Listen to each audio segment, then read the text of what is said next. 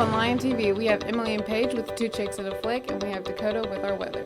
And me, Jacob Show, with all your sports updates. All that and more, Lion TV starts now.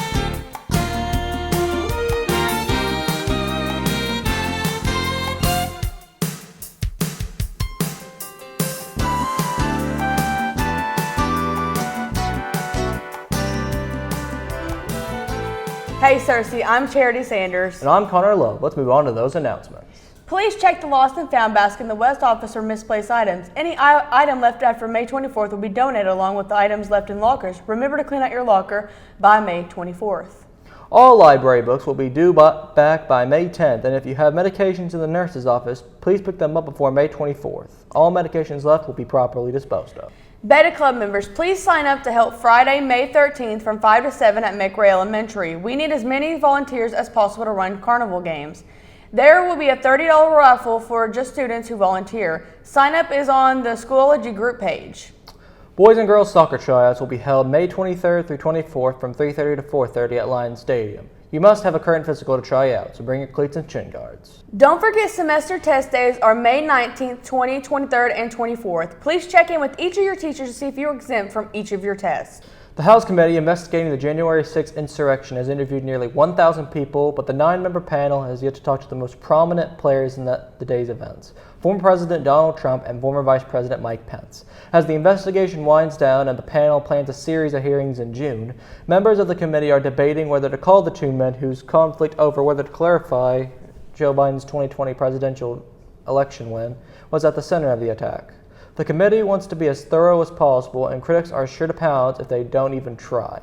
But some lawmakers on the panel have argued that they've obtained all the information they need without Trump and Pence. Early voting began Monday for Arkansas primary election, which features crowded races for a Senate seat and some of the state's top offices. Voters can begin casting ballots early for the May 24th election, which also includes nonpartisan races for state Supreme Court and other judicial seats. The top races include Republican Sen. John Boozman re-election bid, who faces a challenge from a former NFL player, Jack Bequette, conservative activist Jan Morgan, and stunt guard Pastor Heath Loftus. Natalie James, Dan Whitfield, Jack Foster are seeking the Democratic nominations. Well, I'm just dying to know what the weather will be like this week. Let's turn it to our friend Dakota Harris.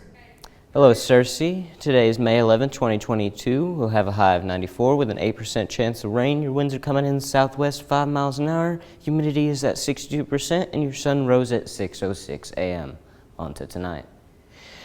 Tonight we'll be having a low of 70, clear skies with an 8% chance of rain. Your winds are coming in north-northeast at 3 miles an hour. Humidity is at 8%, and your sunset at 8:01 p.m. On to the almanac. Over the last 7 days, we've had an average high of 80 and a low of 59. The monthly average of precipitation is 5.93 inches, and your month-to-date is 3.25 inches. On to the 5cast.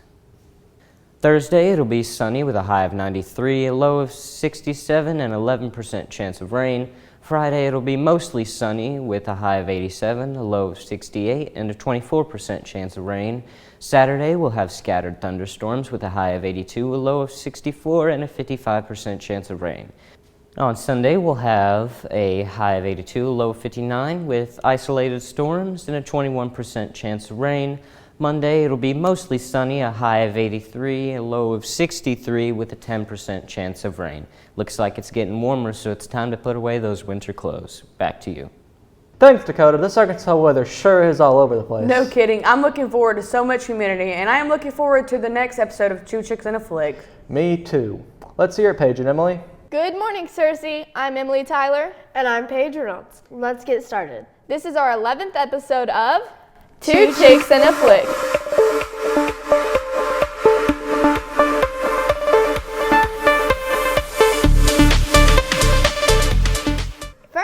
better answer that trivia question from last time. Yes, ma'am.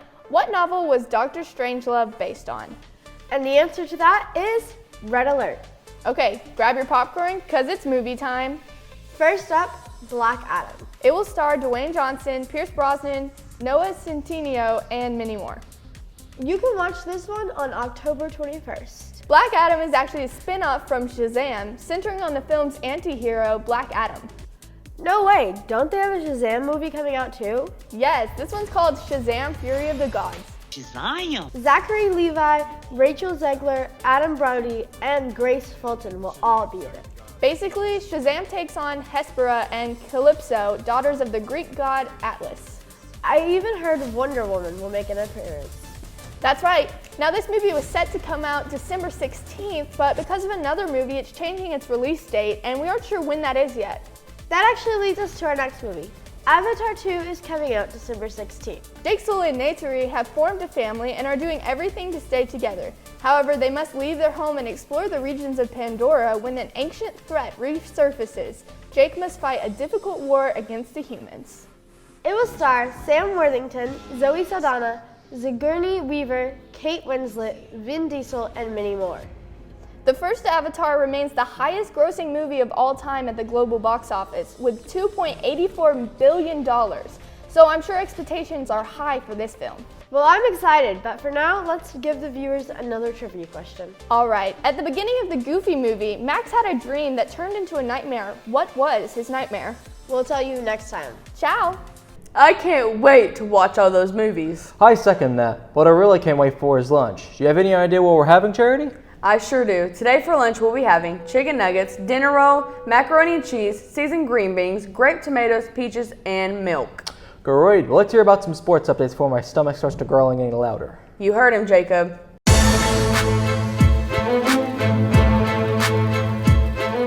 Happy Wednesday, Cersei. Let's hit these quick and important sports updates before going to this Wednesday morning. In local sports, the Cersei Lions softball team had their final game of the season this Monday where they took on the BB Badgers here at the high school. They will begin playoffs tomorrow where they will travel to Whitehall to take on the Bulldogs, so wish our ladies the best of luck as they wish to continue in playoffs. The Cersei Lions track team had their state championship in Van Buren last Friday with placements including Mason Skiba placing 6th in the boys 1,600 meter dash finals, Robert Artemage placing 8th in the boys high jump final, and Tamara Hogan placing 5th in both the girls 100 meter dash prelims and the finals. Congratulations to these players on such a season and meet, and we can't wait to see what they do next year. In national sports, there has been many close series within the second round of the NBA playoffs, including the Boston Celtics beating the Milwaukee Bucks at Wisconsin Monday night 116-108 to tie the series at 2. The Dallas Mavericks beating the Phoenix Suns at Dallas 111-101 to tie their series at 2-2. And then the Philadelphia 76ers at home against the Miami Heat beating the Heat 116-108 to tie their series at 2-2. With many of these games and series being very close and thrilling, we can expect many of them to go into an all-or-nothing Game 7. In the NHL, the Stanley Cup playoffs are continuing there with some exciting games happening, including the Pittsburgh Penguins beating the New York Rangers at home 7-2, just being one game short of continuing to the next round as their series sits at 3-1. The Florida Panthers getting a needed and exciting overtime win against the Washington Capitals, where they came back to win the game 3-2 and to tie their series up at 2-2. And the Colorado Avalanche getting an easy sweep over the Nashville Predators Monday night, winning the game 5-0, where they continue to the second round, where they will play either the St. Louis Blues or the Minnesota Wild. With many of these games being close, lively matchups, we could see one of the most exciting Stanley playoffs in some time. Well, Cersei, that's all the sports updates I have for you this Wednesday. Now back to the news desk with Connor and Charity. Thanks for the updates, Jacob. That wraps up our show for today. Be sure to subscribe to our YouTube channel, Cersei High Lion TV. And follow us on Twitter at Lion TV, Instagram at Cersei Lion TV, and Facebook at Cersei High Lion TV. Signing off, I'm Charity Sanders. And I'm Connor Love. Take it easy, Cersei High.